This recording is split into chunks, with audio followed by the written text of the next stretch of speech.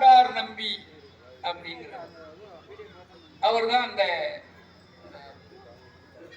ஆச்சாள் குலத்தில் இருக்கிறார். அவருடைய பெண்ணினுடைய பெயரை இந்த காலத்தில் ஆராய்ந்தவர்கள் சொக்கி என்று சொல்கிறார்கள். அந்த பெண்ணுக்கு அந்த பெண்ணை ஞானசம்பந்தருக்கு மனம் முடிக்க ஏற்பாடாயிற்று. திருமணம் அந்த நல்லூர் பெருமணத்தில் நடக்கிறது.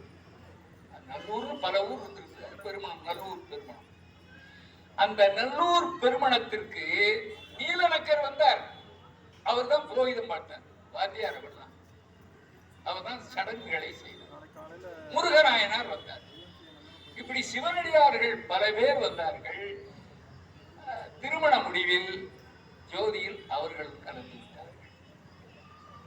அதனால முருகநாயனார், புகழூரில் தோன்றிய முருகநாயனார் நல்லூர் திருமணத்தில் ஞானசம்பந்தர்